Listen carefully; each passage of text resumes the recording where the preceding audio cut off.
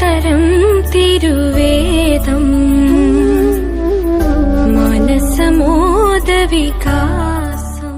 Rebuild your church എന്ന പഠന പരമ്പരയിലേക്ക് ഏവർക്കും സ്വാഗതം. ഒരിക്കൽ മാമോദിസ സ്വീകരിച്ചവർ ക്രിസ്തുവിൽ വിശ്വസിച്ച് രക്ഷിക്കപ്പെടുമ്പോൾ സ്നാനപ്പെടേണ്ടതുണ്ടോ? തിരുവെഴുത്ത് എന്തു പറയുന്നു? സഭകളുടെ ഫ്രെയിമിലല്ല, ബൈബിളിന്റെ ഫ്രെയിമിൽ നിന്നുകൊണ്ട് തിരുവചനം വിശദീകരിക്കുന്നു. ശ്രദ്ധിച്ചാലും. റീബിൽഡ് യുവർ ചർച്ച് എന്ന ഈ പഠന പരമ്പരയിൽ സ്നാനത്തെ സംബന്ധിച്ചുള്ള 3ാമത്തെ ക്ലാസ്സിലേക്ക് എല്ലാവർക്കും സ്വാഗതം. കഴിഞ്ഞ 2 ക്ലാസ്സുകളിൽ റോമാലേഖനം 6-ാം അധ്യായത്തിലെ സ്നാനം പരിശുദ്ധാത്മ സ്നാനമാണ് എന്നുള്ളത് തിരുവെഴുത്തിൻ്റെ അടിസ്ഥാനത്തിൽ വാക്യങ്ങളുടെ സഹായത്തോടെ നാം പരിശോധിക്കുകയായിരുന്നു. ആ ക്ലാസ്സുകളെ സംബന്ധിച്ച് ധാരാളം വ്യക്തിയുടെ അഭിപ്രായങ്ങൾ ഞാൻ ശ്രദ്ധിക്കുകയുണ്ടായി. ചിലരെ അനുകൂലിച്ചു, ചിലരെ പ്രതികൂലിച്ചു. എൻ്റെ ഈ ബോധ്യങ്ങൾ, അത് വചനത്തിൻ്റെ അടിസ്ഥാനത്തിൽ ഞാൻ പറയുന്ന ബോധ്യങ്ങൾ, അതിനോട് പ്രതികൂലമായിട്ടോ അനുകൂലമായിട്ടോ പ്രതികരിക്കാനുള്ള അവകാശം കേൾവിക്കാർക്ക് തീർച്ചയായും ഉണ്ട്. ഞാൻ പറയുന്ന പഠിപ്പിക്കുന്ന കാര്യങ്ങൾ എല്ലാവരും പൂർണ്ണമായും അനുസരിക്കണം, അനുകൂലിക്കണമെന്ന് ഉള്ള യാതൊരു നിർബന്ധവും എനിക്കില്ല. തിരുവെഴുത്തുകളെ പരിശോധിക്കാനുള്ള ഒരു സന്ദർഭം, ഒരു അവസരമാണ് ഈ കാര്യങ്ങൾ. അത് ഓരോരുത്തരുടെയും വ്യക്തിപരമായ സ്വാതന്ത്ര്യത്തിൽപ്പെട്ട കാര്യമാണ്. ബൈബിൾ വാക്യങ്ങൾ ഉദ്ധരിച്ച് മാത്രമുള്ള ആ വിശദീകരണം ഏതെങ്കിലും ഒരു സഭയുടെ പാരമ്പര്യമോ അല്ലെങ്കിൽ സഭയുടെ ഉപദേശമോ പഠിപ്പിക്കാനുള്ള ഒരു കഠിന ശ്രമമല്ല ഞാൻ നടത്തിയത്. പ്രതിവാദത്തിന് വകയില്ലാതെ വരുമ്പോൾ ചില സഹോദരങ്ങൾ വല്ലാതെ അസ്വസ്ഥരാകുന്നത് ഞാൻ ശ്രദ്ധിക്കുകയുണ്ടായി. മഹാഭാരതത്തിലെ ഭീഷ്മരും ദ്രോണരും കർണനുമൊക്കെ കൊല്ലപ്പെടുന്നത് യുദ്ധത്തിലെ നിയമങ്ങൾ തെറ്റിച്ചുകൊണ്ടുള്ള എതിരാളികളുടെ ചതികളിലൂടെയാണ്. ഈ ചോദ്യങ്ങൾക്ക് വചനാനുസൃതമായ മറുപടി നൽകുവാൻ കഴിയാതെ വരുമ്പോൾ പരിഹാസമെന്ന ആ ആയുധം ഉപയോഗിക്കുന്നത് ചില വ്യക്തികളിൽ ഞാൻ ആ കമൻറ്റുകളിലൂടെ പോയപ്പോൾ ശ്രദ്ധിക്കുകയുണ്ടായി. ഒരു സഹോദരൻ്റെ സംശയം എൻ്റെ ക്രെഡൻഷ്യൽ സംബന്ധിച്ചാണ്. ഇതൊക്കെ പഠിപ്പിക്കാൻ എനിക്കുള്ള യോഗ്യത എന്താണെന്നാണ് അദ്ദേഹത്തിന് അറിയേണ്ടത്. അദ്ദേഹത്തിൻ്റെ പേരിന് മുമ്പിൽ ഒരു ഡോയുണ്ട്. PM എബ്രഹാം എന്ന പേരിന് മുമ്പിൽ PR ഇല്ല, റവയില്ല, സുവിയില്ല. ഞാൻ വെറും ഒരു PM എബ്രഹാം. എനിക്ക് ലാഭമായിരുന്നതൊക്കെയും കർത്താവിൻ്റെ വേല നിമിത്തം ഛേദം എന്ന് മറ്റു പലരെയും പോലെ ഞാനും എണ്ണിയ ഒരു വ്യക്തി മാത്രമാണ്. ഞാൻ വെറും 10ാം ക്ലാസ്സും ഗുസ്തിയും മാത്രം കഴിഞ്ഞ ആളാണെന്ന് ചിന്തിച്ചോളൂ. അല്ല, ഈ THDയും PhDയും ഡീമിനും MTHും MDയും ഒക്കെ ഉണ്ടെങ്കിലേ ദൈവവചനം പഠിക്കാനും പഠിപ്പിക്കാനും പറ്റൂ എന്ന് അങ്ങനെ എന്തെങ്കിലും തിട്ടൂരം അല്ലെങ്കിൽ പ്രമാണം വല്ലതും ഉണ്ടോ എനിക്കറിയില്ല. ഓടക്കാലി ചാക്കോച്ചൻ ഒരു അന്ധനായ മനുഷ്യനായിരുന്നു. അദ്ദേഹം ബ്രദറൻ സഭയിലെ ഒരു ഉപദേശിയായിരുന്നു. ഈ വലിയ ഡോക്ടറേറ്റൊക്കെ ഉള്ള, വലിയ ഡീമിനും MTHും MDയും ഒക്കെ ഉള്ള ആൾക്കാരേക്കാൾ ദൈവവചനം വളരെ നന്നായി കൈകാര്യം ചെയ്യാൻ കഴിയുമായിരുന്ന ഒരു സാധുവായ മനുഷ്യനായിരുന്നു ഈ ചാക്കോച്ചൻ. ജ്ഞാനികളെ ലജ്ജിപ്പിക്കുവാൻ ദൈവം ഭോഷത്വമായത് തിരഞ്ഞെടുത്തു എന്ന് പൗലോസ് പറയുന്നുണ്ട്. നമ്മുടെ കർത്താവിനോട് യഹൂദ മേധാവികൾ പുലർത്തിയ മനോഭാവം ഇത് തന്നെയായിരുന്നു. മത്തായിയുടെ സുവിശേഷം 21:23 അവരെ യേശുവിനോട് ചോദിച്ചു, നീ എന്ത് അധികാരം കൊണ്ടാണ് ഇതൊക്കെ ചെയ്യുന്നത്? ബാലനായ ദാവീദിനോട് ഗോലിയാത്ത് ചോദിച്ചു ഇത് തന്നെയാണ്. പിന്നെ എന്താണ് സംഭവിച്ചത് എന്നുള്ളത് നമുക്കറിയാം. പിന്നീട് ദാവീദ് എഴുതി, ജയത്തിന് കുതിര വ്യർത്ഥമാണ്, സൈന്യബഹുത്വത്താൽ രാജാവ് ജയം പ്രാപിക്കുന്നില്ല. പ്രിയപ്പെട്ട സഹോദര, സുവിശേഷത്തിനായി എന്നെ ദൈവം വിളിച്ചപ്പോൾ എൻ്റെ യോഗ്യത നോക്കിയല്ല, എൻ്റെ അയോഗ്യത നോക്കിയാണ്. ഇത്തരം തീയമ്പുകളൊക്കെ ശുശ്രൂഷയിൽ ദൈവദാസന്മാർക്കുണ്ടാകും. ദൈവമക്കളാണെന്ന് അവകാശപ്പെടുന്ന ചിലരുടെ പദപ്രയോഗങ്ങളും സമീപനങ്ങളും നമ്മെ അത്ഭുതപ്പെടുത്തിയേക്കാം. വൃക്ഷത്തെ ഫലം കൊണ്ട് തിരിച്ചറിയാമെന്നാണ് കർത്താവ് പറഞ്ഞത്. ദൈവത്തിൻ്റെ ആത്മാവ് ഉള്ളിൽ ഉള്ള ഒരു വ്യക്തി വളരെ സൂക്ഷ്മതയോടെ, പ്രത്യേകിച്ചും മറ്റുള്ള അനേക ആൾക്കാർ കാണുന്ന ആ സന്ദർഭങ്ങളിലെങ്കിലും അത് ശ്രദ്ധിക്കും. നമുക്ക് സത്യത്തിൽ സ്നേഹത്തോടെ സത്യം സംസാരിപ്പാൻ നമുക്ക് ശീലിക്കാം. നമുക്ക് നമ്മുടെ പഠന വിഷയത്തിലേക്ക് നമുക്ക് മടങ്ങി വരാം. ക്രിസ്തുവിൽ വിശ്വസിച്ച് രക്ഷിക്കപ്പെട്ട എല്ലാവരും ആത്മസ്നാനത്താൽ ക്രിസ്തുവിൻ്റെ ശരീരമാകുന്ന സഭയോട് ചേരുന്നു എന്നുള്ള ആത്മീയ സത്യമാണ് 1 കൊരിന്ത്യർ 12:13 റോമാലേഖനം 6 അധ്യായവും അടിസ്ഥാനത്തിൽ നമ്മൾ ചിന്തിച്ചത്.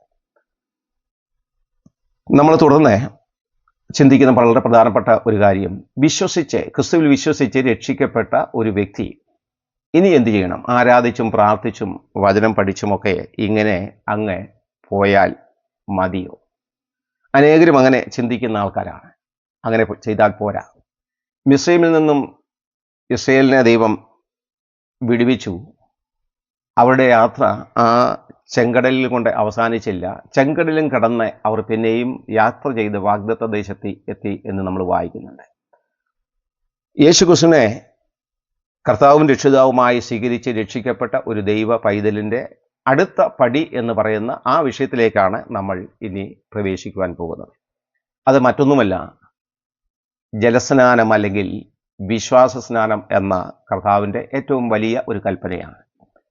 കർത്താവെ ഉയർത്തെഴുന്നേറ്റ ശേഷം സ്വർഗാരോഹണത്തിന് മുമ്പ് ശിഷ്യന്മാരോട് പറഞ്ഞ അന്ത്യ കൽപ്പനകളിൽ ഒന്ന് ഈ സ്നാനം സംബന്ധിച്ച് ഉള്ളതാണ്. മത്തായിയുടെ സുവിശേഷം 28 അധ്യായം അതിൻ്റെ 18 മുതൽ 20 വരെയുള്ള വാക്യങ്ങളിലും മർക്കോസ് സുവിശേഷം 16-15 മുതലുള്ള വാക്യങ്ങളിലും നമുക്ക് ഈ കർത്താവിൻ്റെ കൽപ്പന ആജ്ഞ നമുക്ക് കാണുവാൻ കഴിയുന്നതാണ്. കർത്താവ് ശിഷ്യന്മാരോട് പറഞ്ഞു, നിങ്ങൾ ഭൂലോകമൊക്കെയും പോയി സകല സൃഷ്ടികളോടും സുവിശേഷം പ്രസംഗിക്കുക. വിശ്വസിക്കുന്നവരെ പിതാവിൻ്റെയും പുത്രൻ്റെയും പരിശുദ്ധാത്മാവിൻ്റെയും നാമത്തിൽ സ്നാനപ്പെടുത്തി അവരെ ഞാൻ നിങ്ങളോട് കൽപ്പിച്ചതൊക്കെയും ഉപദേശിച്ചും കൊണ്ട് പഠിപ്പിച്ചും കൊണ്ട് അവരെ എൻ്റെ ശിഷ്യരാക്കുക. അപ്പോൾ ഇതാണ് സ്നാനം സംബന്ധിച്ചുള്ള യേശുക്രിസ്തുവിൻ്റെ വളരെ പ്രധാനപ്പെട്ട ശിഷ്യന്മാരോടുള്ള കൽപ്പന എന്ന് പറയുന്നത്. എന്നാൽ ഈ സ്നാനം സംബന്ധിച്ച്, വിശ്വാസ സ്നാനം സംബന്ധിച്ച് ധാരാളം തെറ്റിദ്ധാരണയുണ്ട്. അനേകരും ചിന്തിക്കുന്നത് ഈ സ്നാനം എന്ന് പറയുന്നത് മാമോദീസ അല്ലെങ്കിൽ ശിശുസ്നാനമാണ് എന്നുള്ളതാണ്. ക്രിസ്തീയ സ്നാനം എന്നുള്ളത് ബൈബിളിൻ്റെ ഉപദേശങ്ങളിൽ ഏറ്റവും പ്രധാനപ്പെട്ട ഒരു ഉപദേശ സത്യമാണ്. ക്രൈസ്തവരിൽ അനേകരും ഈ ജലസ്നാനത്തെ കാണുന്നത് മാമോദീസ അല്ലെങ്കിൽ ശിശുസ്നാനമായിട്ടാണ്. അതാണ് യേശു പറഞ്ഞ അല്ലെങ്കിൽ അനുസരിക്കേണ്ട സ്നാനം എന്ന നിലയിൽ ചിന്തിക്കുന്ന ധാരാളം ക്രൈസ്തവരുണ്ട്. യേശുക്രിസ്തു ശിഷ്യന്മാർക്ക് നൽകിയ ആ അന്ത്യകൽപ്പനകളിൽ ഇത് വളരെ വ്യക്തമായി കർത്താവ് പഠിപ്പിച്ചിട്ടുണ്ട്. അപ്പോസ്തലന്മാർ പിന്നീട് അല്ലെങ്കിൽ പുതിയ നിയമസഭ അത് ചെയ്തതായിട്ടും നമുക്ക് തിരുവെഴുത്തിലേക്ക് ചെല്ലുമ്പോൾ നമുക്ക് കാണുവാൻ കഴിയുന്നതാണ്. ഈ സ്നാനത്തെ സംബന്ധിച്ച് ഇത് ജലസ്നാനം അല്ലെങ്കിൽ വിശ്വാസ സ്നാനം ശിശുസ്നാനം തന്നെയാണോ, അല്ലെങ്കിൽ ശിശുസ്നാനം ഏറ്റ ഒരു വ്യക്തി പിന്നീട് വിശ്വാസ സ്നാനം ഏൽക്കണ്ടയോ? ഇത് സംബന്ധിച്ച് ധാരാളം തർക്കങ്ങൾ ക്രൈസ്തവ സ്നേഹിതരുടെ ഇടയിൽ ഉണ്ട്. ഈ ക്രൈസ്തവർ എല്ലാവരും സ്നാനപ്പെട്ടവരാണ് എന്ന് വേണമെങ്കിൽ ഒരർത്ഥത്തിൽ പറയാം. ഏറ്റവും അധികം ആൾക്കാർ ഈ മാമോദീസ ഏറ്റ ആൾക്കാരാണ്. ഇതൊരു ക്രൈസ്തവ സഭയുടെ ഒരു വിരോധാഭാസമാണ്. സഭകളിലുള്ളവരിൽ അനേക ആൾക്കാർ ഈ മാമോദീസ എന്ന അല്ലെങ്കിൽ ശിശുസ്നാനം സ്വീകരിച്ച വ്യക്തികളാണ്. ഞാനത് വിശദീകരിക്കാം. ഞാനും 2 തരം സ്നാനമേറ്റ വ്യക്തിയാണ്. ഒന്ന് മാമോദീസയാണ്. അത് ഞാനൊരു കുട്ടിയായിരുന്നപ്പോൾ ആദ്യം ഒരു സഭയുടെ അംഗത്വം സ്വീകരിക്കാൻ വേണ്ടി അല്ലെങ്കിൽ കർത്താവിൻ്റെ കൽപ്പന എന്ന തെറ്റിദ്ധാരണയിൽ എനിക്ക് നൽകിയ ഒരു സ്നാനമാണ്, അല്ലെങ്കിൽ ഒരു ശുശ്രൂഷയാണ്, ഒരു അനുഷ്ഠാനമാണ് മാമോദീസ എന്ന് പറയുന്നത്. ഈ മാമോദീസ അല്ല ഈ വിശ്വാസ സ്നാനം എന്ന് പറയുന്നത്. ശിശുസ്നാനം വചനാനുസരണമല്ല എന്നുള്ളത് തെളിയിക്കുവാൻ സഹായിക്കുന്ന ചില ന്യായങ്ങളിലേക്ക് തിരുവെഴുത്തിൻ്റെ അടിസ്ഥാനത്തിൽ നമുക്ക് കടന്നു പോകാം. ഒന്ന്, ഈ വേദപുസ്തകത്തിൽ ഒരൊറ്റ ശിശുവിനെ പോലും സ്നാനപ്പെടുത്തിയതായിട്ട് ബൈബിളിൽ എങ്ങും നമുക്ക് കാണുവാൻ സാധിക്കുന്നില്ല. വിശ്വാസ സ്നാനം സ്വീകരിച്ച പല സംഭവങ്ങളും ബൈബിളിൽ വളരെ വിശദമായിട്ട് പറഞ്ഞിട്ടുണ്ട്. എന്നാൽ എവിടെയെങ്കിലും ഒരു ശിശുവിനെയെങ്കിലും സ്നാനപ്പെടുത്തിയ ഒരൊറ്റ സംഭവം പോലും, ഒരു പരാമർശം പോലും നമുക്ക് വേദപുസ്തകത്തിൽ കാണുവാൻ കഴിയില്ല. അതുകൊണ്ട് ബൈബിൾ ആധാരമാക്കി ശിശുസ്നാനം ശരിയാണ് എന്ന് തെളിയിപ്പാൻ ആർക്കും കഴിയുകയില്ല. മത്തായിയുടെ സുവിശേഷം 19 അധ്യായത്തിൻ്റെ 14 വാക്യത്തിലെ ശിശുക്കളെ എൻ്റെ അടുക്കൽ വരുവാൻ വിടുവിൻ, അവരെ തടുക്കരുത്, സ്വർഗരാജ്യം ഇങ്ങനെയുള്ളവരുടെതല്ലോ എന്നുള്ള ആ വാക്യവും മർക്കോസ് സുവിശേഷം 10 അധ്യായത്തിൻ്റെ 14 വാക്യത്തിൽ പറഞ്ഞിട്ടുള്ള വാക്യവും, അതുപോലെ ലൂക്കോസ് സുവിശേഷം 18-16 ഒക്കെ ശിശുസ്നാനത്തിന് സഹായകരമായ വാക്യങ്ങളായി ചില പ്രിയപ്പെട്ടവരെ ഉന്നയിക്കാറുണ്ട്. എന്നാൽ അവിടെ എങ്ങും സ്നാനം അല്ലെങ്കിൽ സ്നാനം എന്ന ആ ഒരു പദം നമുക്ക് ഒരു സൂചന പോലും നമുക്ക് കാണാൻ കഴിയില്ല. അതുകൊണ്ട് ശിശുസ്നാനം വചനാനുസൃതമല്ല. രണ്ടാമത്തെ കാരണം, കുടുംബങ്ങളുടെ സ്നാനത്തെക്കുറിച്ച് ബൈബിളിൽ ധാരാളം പറഞ്ഞിട്ടുണ്ട്. പ്രത്യേകിച്ചും 5 കുടുംബങ്ങൾ സ്നാനപ്പെട്ടതായിട്ട് നമുക്ക് കാണുവാൻ കഴിയുന്നുണ്ട്. അതിലൊന്ന് അപ്പോസ്തല പ്രവൃത്തിയുടെ പുസ്തകത്തിലും, അതുപോലെ 4 പ്രവൃത്തികളിലും, അതുപോലെ 1 കൊരിന്ത്യ ലേഖനത്തിലുമാണ്. ഈ ഭാഗത്ത് ഒന്നും തന്നെ അവരെ കുഞ്ഞുങ്ങളെ സ്നാനപ്പെടുത്തി എന്ന ഒരു പ്രയോഗം നമുക്ക് കാണാൻ സാധിക്കില്ല. കൊർന്നേല്യോസിന്റെ സ്നാനം 10-ാം അപ്പോസ്തല 10:44 അവിടെ വചനം കേട്ട ആൾക്കാരാണ്, വിശ്വസിച്ച ആൾക്കാരാണ് അവരെ വിശ്വസിച്ച് അത് സ്നാനമേറ്റുന്നു. അതുപോലെ ലുദിയും കുടുംബവും, കാരാഗ്രഹ പ്രമാണിയും കുടുംബം. അവിടെ ഒരു കാര്യം ഓർപ്പിക്കണം, കാരാഗ്രഹ പ്രമാണിയോട് ശിഷ്യന്മാർ പറഞ്ഞ വാക്കായി അപ്പോസ്തലന്മാർ പറഞ്ഞത്, കർത്താവായ യേശുക്രിസ്തുവിൽ വിശ്വസിക്ക, എന്നാൽ നീ നിന്റെ കുടുംബവും രക്ഷിക്കപ്പെടും. അപ്പൊ വിശ്വസിപ്പാൻ പ്രാപ്തിയുള്ള ഒരു വ്യക്തിക്ക് മാത്രമേ രക്ഷിക്കപ്പെടുവാൻ കഴിയുള്ളൂ. ആ രക്ഷിക്കപ്പെട്ട വ്യക്തിക്ക് മാത്രമേ സ്നാനപ്പെടുവാൻ കഴിയുള്ളൂ. മറ്റൊന്ന് ക്രിസ്പോസും കുടുംബത്തിന്റെ സ്നാനമാണ്. പ്രവൃത്തിയുടെ പുസ്തകം 18-ാം അധ്യായത്തിൽ അതിന്റെ 8-ാമത്തെ വാക്യത്തിലും നമ്മൾ വായിക്കുന്നുണ്ട്. 1 കൊരിന്ത്യർ 1-ാം അധ്യായത്തിന്റെ 16-ാമത്തെ വാക്യത്തിലാണ് നമ്മളെ സ്തെഫനോസിന്റെ കുടുംബത്തിന്റെ കാര്യം നാം വായിക്കുന്നത്. അപ്പൊ അതുകൊണ്ട് ഈ ശിശുസ്നാനം തെറ്റാണ്. മറ്റൊന്ന്, ഈ മാമോദിസയെ നമുക്കൊരിക്കലും സ്നാനം എന്ന് പറയാൻ സാധിക്കില്ല. കാരണം സ്നാനം എന്നതിന് നിമജ്ജനം എന്ന അർത്ഥമാണ് ഉള്ളത്. മറ്റൊരു കാര്യം കൂടെ ഓർക്കേണ്ടത്, ഈ മാമോദീസ എന്ന വാക്ക് സുറിയാനിലെ മാമോദീത്ത എന്ന ആ പദത്തിൽ നിന്നും ഉത്ഭവിച്ചതാണ്. ഇതാണ് മലയാളത്തിൽ മാമോദീസ എന്ന് പരിഭാഷപ്പെടുത്തിയിട്ടുള്ളത്. ഈ സുറിയാനിയിലെ മാമോദീത്ത എന്ന ആ പദത്തിനും നിമജ്ജനം, മുങ്ങൽ എന്ന അർത്ഥമാണുള്ളത്, തളിക്കൽ എന്ന അർത്ഥമേ അല്ല. ആ അർത്ഥത്തിൽ ശിശുസ്നാനം ബൈബിൾ പറയുന്ന സ്നാനം അല്ല എന്നുള്ളത് വളരെ വ്യക്തമായി നമുക്ക് തെളിയിക്കാൻ സാധിക്കും. 4-ാമത്തെ കാരണം, വിശ്വസിച്ച് രക്ഷിക്കപ്പെടുന്നവരാണ് സ്നാനപ്പെടേണ്ടത്. മർക്കോസ് സുവിശേഷം 16-ാം അധ്യായത്തിന്റെ 16-ാമത്തെ വാക്യത്തിൽ നമ്മൾ വായിക്കുന്നത്, വിശ്വസിക്കുകയും സ്നാനം സ്വീകരിക്കുകയും ചെയ്യുന്നവൻ രക്ഷിക്കപ്പെടും, വിശ്വസിക്കാത്തവൻ ശിക്ഷാവിധിയിൽ അകപ്പെടും. ഇത് വിശദീകരിക്കുന്ന ഒരു ഭാഗമാണ് പ്രവൃത്തിയുടെ പുസ്തകം 8-ാം അധ്യായം അതിന്റെ 36 മുതൽ വാക്യങ്ങളിലെ എത്യോപ്യന്റെ ആ സ്നാനം എന്ന് പറയുന്നത്. അവിടെ അവരെ അങ്ങനെ ആ വഴിയിലെത്തിയപ്പോൾ, വെള്ളമുള്ള ഒരു സ്ഥലത്തെത്തിയപ്പോൾ ഷണ്ണൻ പറയുകയാണ്, ഇതാ വെള്ളം, ഞാൻ സ്നാനം ഏൽക്കേണ്ടതിന് എന്ത് താമസം, വിരോധം. ഉടനെ ഫിലിപ്പോസ് പറയുന്നതാണ്, നീ പൂർണ്ണ ഹൃദയത്തോടെ വിശ്വസിക്കുന്നു എങ്കിൽ ആകാം. ഉടനെ അവൻ പറയുകയാണ്, ഞാൻ പൂർണ്ണ ഹൃദയത്തോടെ യേശുവിൽ വിശ്വസിക്കുന്നു എന്ന് അവൻ പറഞ്ഞു. അതിൻ്റെ അടിസ്ഥാനത്തിൽ, അവൻ്റെ വിശ്വാസത്തിൻ്റെ അടിസ്ഥാനത്തിലാണ് അവിടെ സ്നാനപ്പെടുത്തുന്നത്. അപ്പോൾ വേദപുസ്തകത്തിലെ എല്ലാ സ്നാനങ്ങളും വിശ്വാസത്തിൻ്റെ അടിസ്ഥാനത്തിൽ ആയിരുന്നു. എന്നാൽ ഈ ശിശുക്കൾക്ക് വിശ്വസിപ്പാനുള്ള പ്രാപ്തിയില്ല. എൻ്റെ വ്യക്തിപരമായ അനുഭവം കൂടെ ഞാൻ ഓർപ്പിച്ചല്ലോ. ഞാനും വിശ്വസിപ്പാൻ പ്രാപ്തിയുള്ള ആ സമയത്തല്ല എനിക്ക് ഈ മാമോദീസ ലഭിച്ചത്. ഈ മാമോദീസ മുഴുകലല്ല, വിശ്വാസത്തിൻ്റെ അടിസ്ഥാനത്തിലല്ല. അതുകൊണ്ട് പ്രിയപ്പെട്ടവരെ, ഈ ശിശുസ്നാനം ദൈവവചനത്തിൻ്റെ അടിസ്ഥാനത്തിലുള്ള ഒരു സ്നാനം അല്ല. മറ്റൊരു കാര്യം കൂടി ഓർക്കേണ്ടത്, പ്രവൃത്തിയുടെ പുസ്തകം 18-ാം അധ്യായത്തിന്റെ 8-ാമത്തെ വാക്യത്തിൽ വായിക്കുന്നത്, കൊരിന്ത്യരിൽ അനേകരെ വചനം കേട്ടു, സ്നാനമേറ്റു. അവിടെ വചനം കേട്ടു, 2 വിശ്വസിച്ചു, സ്നാനമേറ്റു. ഈ ഒരു സ്റ്റെപ്പാണ് സ്നാനത്തോടുള്ള ബന്ധത്തിൽ നമ്മൾ ഓർക്കേണ്ടത്. യേശുവിൽ വിശ്വസിക്കണം, അത് കേൾക്കണം, അത് വചനം വിശ്വസിക്കണം, അതുപോലെ അവർ സ്നാനപ്പെടണം. മറ്റൊന്ന്, 5-ാമത്തെ കാര്യം, ഈ പരിച്ഛേദനയോടെ ചിലരെ ഈ മാമോദീസയെ ബന്ധിപ്പിക്കാറുണ്ട്. എന്നാൽ പരിച്ഛേദനയുടെ കാര്യത്തിൽ ആൺകുഞ്ഞുങ്ങളെ മാത്രമാണ് പരിച്ഛേദന നൽകിയത്, പെൺകുഞ്ഞുങ്ങൾക്ക് പരിച്ഛേദനയില്ലായിരുന്നു. അപ്പൊ ഈ ആൺകുട്ടികൾക്ക് മാത്രമാണ് പരിച്ഛേദന. ഈ പരിച്ഛേദനയാണ് മാമോദീസയെങ്കിൽ എന്തുകൊണ്ടാണ് ഈ പെൺകുട്ടികളെ സ്നാനപ്പെടുത്തുന്നത്? പെൺകുട്ടികൾക്ക് പരിച്ഛേദന ഇല്ലായിരുന്നുവല്ലോ.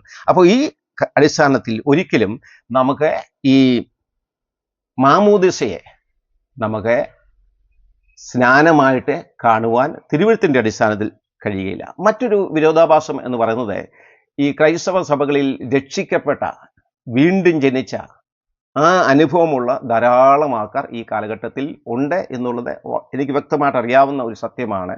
എന്നാൽ അവരെ കർത്താവിൻ്റെ കൽപ്പന സ്വീകരിക്കാതെ, സ്നാനപ്പെടാതെ മുൻപോട്ട് പോകുന്നു എന്നുള്ളതാണ്. ദൈവവചനത്തിൽ സത്യങ്ങൾ വ്യക്തമായിട്ട് അറിയാം, അവർ രക്ഷിക്കപ്പെട്ടവരാണ്, കർത്താവിനെ സ്നേഹിക്കുന്നവരാണ്. എനിക്ക് അങ്ങനെയുള്ള ധാരാളം സഹോദരന്മാരുമായിട്ടുള്ള നല്ലൊരു ബന്ധം എനിക്കുണ്ട്. എന്നാൽ ഇവരെ സംബന്ധിച്ച് രക്ഷിക്കപ്പെട്ട അനേക ആൾക്കാർ കർത്താവിൻ്റെ കൽപ്പന സ്വീകരിക്കാതെ മുൻപോട്ട് പോകുന്നു എന്നുള്ളത് ക്രൈസ്തവ സഭയുടെ മറ്റൊരു വിരോധാഭാസമാണ്. ഈ രക്ഷിക്കപ്പെട്ടിട്ടും കർത്താവിൻ്റെ കൽപ്പന അനുസരിക്കാത്തത് എന്താണ്, കർത്തൃകൽപ്പന അനുസരിക്കാത്തത് എന്താണ് എന്ന് ചോദിച്ചാൽ അതിന് പല കാരണങ്ങൾ അതിൻ്റെ പിന്നിൽ ഉണ്ട് എന്നാണ് എനിക്ക് തിരുവെഴുത്തിൻ്റെ അടിസ്ഥാനത്തിലും ബോധ്യമായിട്ടുള്ളത്. അതിൻ്റെ ചില കാര്യങ്ങൾ ഞാൻ ഓർപ്പിക്കാം. അവർ ചിന്തിക്കുന്നത്, അവരും ഈ നിലയിൽ ചിന്തിക്കുന്ന ആൾക്കാരാണ്, ഞങ്ങൾ മാമോദീസയേറ്റവരാണ്, സ്നാനപ്പെട്ടതാണ്. ക്രിസ്തുവിൽ വിശ്വസിച്ചു രക്ഷിക്കപ്പെട്ട ഒരു വ്യക്തി തീർച്ചയായും സ്വീകരിക്കേണ്ട ഒരു കാര്യം എന്ന് പറയുന്നത് കർത്താവിൻ്റെ കൽപ്പനയായ സ്നാനമാണ്. അതിൻ്റെ തടസ്സങ്ങൾ എന്ന് പറയുന്ന ഒന്നാമത്തെ തടസ്സം എന്ന് പറയുന്നത് പരസ്യമായി യേശുവിനെ സാക്ഷീകരിക്കുവാൻ അവർക്ക് ലജ്ജയാണ് എന്നുള്ളതാണ്. മത്തായിയുടെ സുവിശേഷത്തിലേക്ക് ചെല്ലുമ്പോൾ അതിൻ്റെ 32-ാമത്തെ വാക്യത്തിൽ നമ്മൾ വായിക്കുന്നത്, മനുഷ്യരുടെ മുമ്പിൽ എന്നെ ഏറ്റുപറയുന്ന ഏവനെയും സ്വർഗസ്നായ എൻ്റെ പിതാവിൻ്റെ മുൻപിലും ഞാൻ ഏറ്റുപറയും. ഈ ഫാദർ മനക്കൽ, ജോസഫ് മനക്കലിനെ നിങ്ങൾ കേട്ട് കാണും. നിത്യവിശുദ്ധി കന്യമറിയമേ നിന്നാമം വാഴ്ത്തപ്പെടട്ടെ ആ പാട്ടൊക്കെ എഴുതിയ ആ പുരോഹിതൻ 65-ാമത്തെ വയസ്സിലാണ് കർത്താവിനെ രക്ഷിതാവും കർത്താവുമായി സ്വീകരിച്ചത്. ഈ സ്നാനത്തിലേക്ക് അദ്ദേഹവും കടന്നു വന്നത്. മറ്റൊരു കാരണം, ഈ സ്നാനപ്പെടാതിരിക്കാനുള്ള കാരണം മനുഷ്യരെ ഭയപ്പെടുന്നത് കൊണ്ടാണ്. യോഹന്നാന്റെ സുവിശേഷം അതിൻ്റെ 9-ാം അധ്യായത്തിൽ യേശു ഒരു കുരുടനെ സൗഖ്യമാക്കിയ സംഭവം നമ്മൾ വായിക്കുന്നുണ്ട്. അവൻ്റെ അമ്മയപ്പന്മാരോട് യഹൂദന്മാർ ചോദിച്ചു, ആരാണ്, യേശുവാണോ ഇവൻ്റെ കണ്ണ് തുറന്നത്? അവരെ പറഞ്ഞ വാക്കിതാണ്, അവന് പ്രായമായി, അവനോട് ചോദിച്ചുകൊള്ളി. അവിടെ നമ്മൾ വായിക്കുന്നത് യഹൂദന്മാരെ ഭയപ്പെട്ടത് കൊണ്ടാണ് അങ്ങനെ ഒരു ഉത്തരം ഈ കുരുടൻ്റെ മാതാപിതാക്കൾ പറഞ്ഞത് എന്നാണ് യോഹന്നാൻ സുവിശേഷം 9-ന്റെ 22-ാമത്തെ വാക്യത്തിൽ നമ്മൾ വായിക്കുക. ഇന്നും അനേക ആൾക്കാർ സ്നാനപ്പെടാത്തതിൻ്റെ കാരണം അവരെ സമൂഹത്തെ അല്ലെങ്കിൽ അവരുടെ മതമേലധ്യക്ഷന്മാരെ അവരെ ഭയപ്പെടുന്നു എന്നുള്ള ഒരു കാരണമാണ്. ഇവർ പറഞ്ഞ വാക്കിതാണ്, അവരെ പള്ളിഭ്രഷ്ടരാക്കും. യേശുവിനെ കർത്താവെന്ന് അംഗീകരിച്ചു കഴിഞ്ഞാൽ, ഏറ്റു പറഞ്ഞു കഴിഞ്ഞാൽ അവരെ പള്ളിഭ്രഷ്ടരാകും. ഈ ഭയത്തോടെ കർത്താവിൻ്റെ കൽപ്പനയായ സ്നാനം സ്വീകരിക്കാത്ത ധാരാളം ആൾക്കാരെ ഈ കാലഘട്ടത്തിൽ നമുക്ക് കാണാൻ സാധിക്കും. ദൈവം പറയുന്നുണ്ട്, മാനുഷ്യ ഭയം ഒരു വലിയ കണിയാണ് എന്ന് നമ്മൾ വായിക്കുന്നുണ്ട്. ഇനിയും സ്നാനപ്പെടാത്തതിൻ്റെ മൂന്നാമത്തെ കാരണം, ഇന്ന് രക്ഷിക്കപ്പെട്ടു, കർത്താവിനെ സ്നേഹിക്കുന്നു, വചനത്തെ സ്നേഹിക്കുന്നു, പക്ഷെങ്കിൽ അവിടെ സ്നാനപ്പെടാത്തതിൻ്റെ മൂന്നാമത്തെ കാരണം ദൈവത്തെക്കാൾ അധികമായി മനുഷ്യരുടെ മാനം ഇന്ന് അനേകരെ അവരെ അന്വേഷിക്കുന്നു എന്നുള്ളതാണ്. യോഹന്നാന്റെ സുവിശേഷം 12:43 നാം അത് വായിക്കുന്നുണ്ട്. ദൈവത്താലുള്ള മാനത്തേക്കാൾ മനുഷ്യരുടെ മാനത്തെ അധികം സ്നേഹിക്കുന്ന വ്യക്തികൾ. അപ്പം ഇന്നും രക്ഷിക്കപ്പെട്ടിട്ടും കർത്താവിൻ്റെ കൽപ്പനയായ ഈ സ്നാനം സ്വീകരിക്കാത്ത ആൾക്കാർ മനുഷ്യൻ്റെ മാനമാണ് തേടുന്നത്. അവിടെ ജോലി, അവിടെ സോഷ്യൽ സ്റ്റാറ്റസ്, അവിടെ മറ്റുള്ള പദവികളെ, അധികാരങ്ങളെ, അവിടെ വിദ്യാഭ്യാസം, ഇങ്ങനെയുള്ള പല കാര്യങ്ങളും അതിൻ്റെ അടിസ്ഥാനത്തിൽ അവർക്ക് അവിടെ അഭിമാനമോ എന്തൊക്കെയോ നഷ്ടപ്പെടുമെന്നുള്ള ചിന്ത പല ആൾക്കാർക്കുണ്ട്. ഈ നയമാൻ്റെ ഈ ഈഗോ, അതും ഇതേ മനോഭാവമാണ്. നയമാൻ ചിന്തിച്ചെന്താണ്, ഈ എലീശ വന്ന്, പ്രവാചകൻ വന്ന് തൻ്റെ ആ രോഗമുള്ള ഭാഗത്തെ തൻ്റെ കൈകൾ വെച്ച് ആട്ടി എനിക്ക് സൗഖ്യം വരുത്തുമെന്നാണ്. അപ്പോൾ നയമാനെ സംബന്ധിച്ച് ആ യോർദാന്റെ വെള്ളത്തിൽ പോയി സ്നാനപ്പെടുക, മുങ്ങുക, അതും 7 തവണ മുങ്ങുക എന്ന് പറയുന്നത് വളരെ പ്രയാസകരമായ ഒരു കാര്യമാണ്. ഇന്നും അനേക ആൾക്കാർ കർത്താവിൻ്റെ കൽപ്പനയായ ഈ സ്നാനം സ്വീകരിക്കാതിരിക്കാനുള്ള ഒരു പ്രധാനപ്പെട്ട കാരണം എന്ന് പറയുന്നത് ഇത്തരം ഒരു ഈഗോയാണ്. ഞാൻ സ്നാനപ്പെട്ട് കഴിയുമ്പോൾ സമൂഹം എന്നെക്കുറിച്ച് എന്ത് ചിന്തിക്കും എന്നുള്ള ആ മനോഭാവത്തിൽ ജീവിക്കുന്ന പല ആൾക്കാരെയും നമുക്ക് കാണുവാൻ കഴിയുന്നതാണ്. നമ്മുടെ ജീവിതത്തിലെ കർത്താവിൻ്റെ കൽപ്പനയാണ്. കർത്താവ് പറഞ്ഞ വാക്കിതാണ്, എന്നെ സ്നേഹിക്കുന്നത് എൻ്റെ പിതാ എൻ്റെ കൽപ്പനകളെയും പ്രമാണിക്കും. 4-മത്തെ കാരണം, സ്നാനം സംബന്ധിച്ച് ഉള്ള ഉപദേശ സത്യങ്ങൾ വ്യക്തമായിട്ട് ചില വ്യക്തികൾക്ക് അറിയുന്നില്ല, അല്ലെങ്കിൽ അവർ പഠിക്കുന്നില്ല എന്നുള്ളതാണ്. മത്തായിയുടെ സുവിശേഷം 22-ന്റെ 29-ാമത്തെ വാക്യത്തിൽ, നിങ്ങൾ തിരുവെഴുത്തുകളെയും ദൈവശക്തിയെയും അറിയായികൊണ്ട് തെറ്റിപ്പോകുന്നു എന്ന് നമ്മൾ വായിക്കുന്നുണ്ട്. പല ക്രിസ്തീയ സഹോദരങ്ങളും ദൈവവചനം അവർ പഠിക്കുന്നവരാണ്. എന്നാൽ ഈ പ്രയാസകരെന്ന് പറഞ്ഞാൽ അവർക്ക് പ്രയാസമാണ്. അവിടെ പല അടിസ്ഥാനങ്ങൾ അല്ലെങ്കിൽ പല കാരണങ്ങൾ നമ്മൾ ചിന്തിക്കുകയുണ്ടായി. അതുകൊണ്ട് യേശുക്രിസ്തുവിൻ്റെ ഈ കൽപ്പന സ്വീകരിക്കാനുള്ള അവിടെ വൈമുഖ്യ നിമിത്തം ആ ഭാഗങ്ങൾ വിശദമായി പരിശോധിപ്പാൻ ചില പ്രിയപ്പെട്ടവർക്ക് കഴിയാതെ പോകുന്നു. ഞാൻ ഓർപ്പിക്കുന്നത്, യേശുക്രിസ്തുവിൻ്റെ കൽപ്പനയിൽ ഏറ്റവും പ്രധാനപ്പെട്ട ഒരു കൽപ്പന എന്ന് പറയുന്നത്, തിരുവെഴുത്തിൻ്റെ ഉപദേശങ്ങളിൽ ഏറ്റവും പ്രധാനപ്പെട്ട ഒരു കൽപ്പന എന്ന് പറയുന്നത്, രക്ഷിക്കപ്പെട്ട, വീണ്ടും ജനിച്ച, യേശുക്രിസ്തുവിനോട് കൂടി മരിച്ച, യേശുക്രിസ്തുവിനോട് കൂടി അടക്കപ്പെട്ട, യേശുക്രിസ്തുവിനോട് കൂടി ഉയർത്തേറ്റ, ഇതാണ് ആത്മസ്നാനത്തിലുള്ള കാര്യം എന്ന് പറയുന്നത്. ഞാൻ രക്ഷിക്കപ്പെട്ടവനാണ്, ഞാൻ യേശുക്രിസ്തുവിനോട് കൂടി മരിച്ചവനാണ്, ഞാൻ അടക്കപ്പെട്ടവനാണ്, ഞാൻ ഉയർത്തെഴുന്നേറ്റവനാണ്, ഞാനൊരു പുതിയ സൃഷ്ടിയാണ്. ഈ കാര്യം എൻ്റെ ജീവിതത്തിൽ നടന്ന കാര്യമാണ്. അത് ആന്തരികമായ കാര്യമാണ്. അതിൻ്റെ ബാഹ്യമായ പ്രദർശനമാണ് ഈ ജലസ്നാനം, വിശ്വാസ സ്നാനം എന്ന് പറയുന്നത്. ആ വിശ്വാസ സ്നാനം ഇത് ഏതെങ്കിലും ഒരു സഭയുടെ പ്രമാണമോ ഉപദേശമോ അല്ല.